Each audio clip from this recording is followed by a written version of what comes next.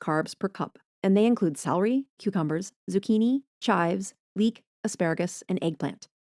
Uncooked vegetables, higher in carbs, only consume these in moderation. They have 3 to 7 carbs per cup.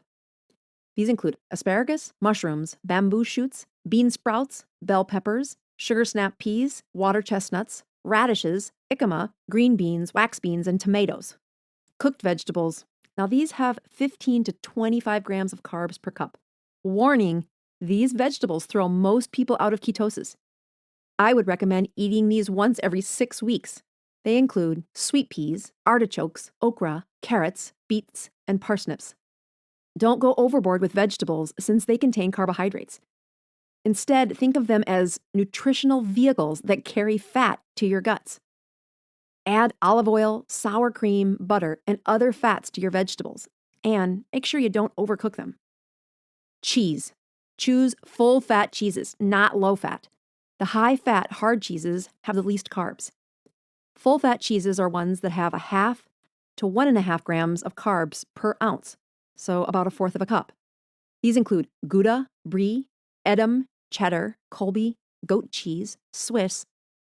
Aged cheeses like cheddar, Gruyere, Manchego, Gouda, and Parmesan are all good choices. Soft cheeses like Brie, Blue, Feta, Swiss, goat cheese, Monterey Jack, and mozzarella are all good choices too. Dairy, heavy whipping cream, and sour cream. That long list can make your eyes glass over. What I'm trying to say is if you want to empty your fat cells, change your body's chemistry to unlock the exit doors. This means decrease the insulin first. Insulin blocks weight loss. Chapter 12. Grandma Rose. At first, we succeeded. Whatever you're doing, keep it up. I'll see you again in 3 months. We did that? Was that us? Had 6 weeks of ketosis reversed Grandma Rose's cancer growth? Ketosis decreased her numbers by 30%? Really? The doctor in me said no way. Yet one look at her and my inner skeptic was stunned. My eyes took in a woman snatched from the past and brought to the here and now, as if through time travel. I had not considered the option that her numbers would decrease. I hoped and prayed for them not to increase as much, but never once considered they could decrease. We claimed success and celebrated with chocolate keto fat bombs. Our days of eating heavy whipping cream, checking ketones, and avoiding carbs had paid off. We were genuinely proud, grateful. We had changed the course of her cancer. My joy soon faded to anger. Why did no one else know about this? Why isn't the universe recommending this to all cancer patients? It was, in part, my fault. I'm in the prime of my career as an internal medicine physician. Why did it take the near death of my mother for me to learn about this? Sadly, I caught the idea in the hushed voice of my patient. My curiosity grew after hearing about ketosis from a podcast instead of a medical journal or a public service announcement. Do or die. When facing death, our focus and discipline produced a perfect scorecard. But like any change in habits, our success at reaching that short-term goal left us a little lost the first week after her appointment. Saying you're going to do keto forever is one thing, especially if forever is only 6 weeks away. Sticking to a keto lifestyle indefinitely is another matter entirely. We faced some challenges. Take the example of beer. We'd both given up beer during the initial crunch time. It wasn't a big sacrifice when we only looked ahead 6 weeks. On our countdown to the big checkup, we were strictly alcohol-free. Greatly motivated by the threat of cancer, neither of us were willing to sacrifice one day out of ketosis for a silly beer. But now that we found ourselves on the other side of our goal, a beer sounded like an okay idea. One single beer took me out of ketosis. Zilch, no ketones. I expected an instant return to ketones after the beer experiment. Instead, 3 days passed before my ketone strip turned pink again. Strange. Why? Reading through the rules in the literature, I learned that distilled liquors like tequila or rum or gin contained no carbohydrates. That's probably why they were mentioned in 1915 It turned out neither of us tolerated such hard drinks. Those types of alcohol sparked a headache each morning after we tried the distilled liquors. Drinking that hard of liquor inflamed Grandma Rose's brain so much that her migraines from decades ago returned. With beer off the list and hard liquor too intense for either of us, we turned to red wine. Have you ever tried to look at the carbohydrates in a glass of wine? Yeah, it wasn't there. Nobody cared how many carbs were in your glass of wine. I wasn't the first to run into this. When it comes to wines, the sweeter the wine, the higher the carbohydrates. The drier the wine, the lower the carbs.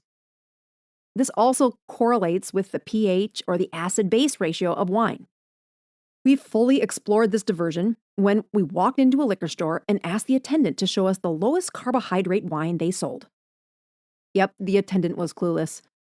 We shifted gears and asked about their driest wines. No such luck either. They took a guess. We bought their recommendation of a so-called dry wine and each drank a glass.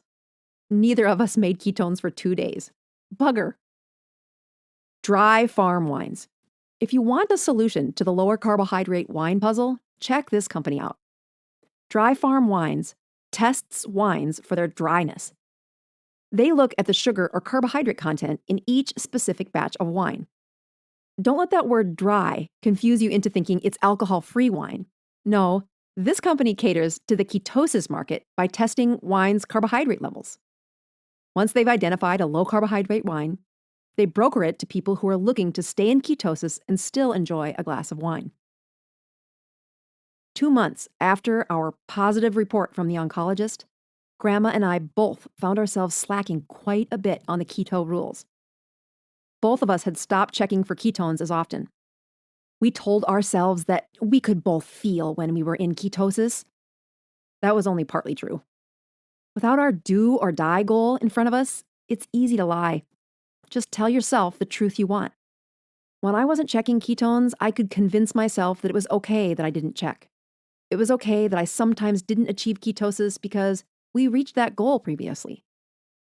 We also struggled with our use of sugar substitutes. Stevia, xylitol, Truvia, erythritol, and so on. The list is enormous. When starting out on my ketosis lifestyle, my craving for sweets seemed almost irresistible. My medical degree did not protect me from wanting that serving of evening carbohydrates. This old habit of eating comfort snacks every evening wrecked my plan. My family has a late-night ice cream bowl custom that transcends generations.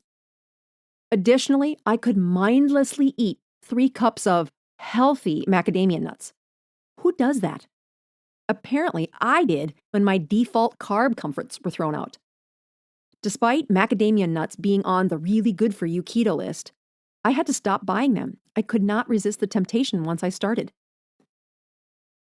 Before I knew it, I would look at the bottom of the jar and they were all gone. Determined not to fail, we found several recipes that used cacao powder and peanut butter powder with heavy whipping cream, plus one of these sugar substitutes.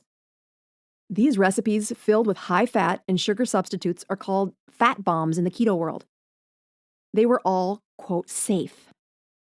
We would still be ketones the next morning, and this was good enough for us. One night, my extreme sugar substitute use reached a toxic level. I had a particularly stressful day and indulged my sweet tooth in the name of therapy. I had strategically removed all of my high-carb options for exactly this reason.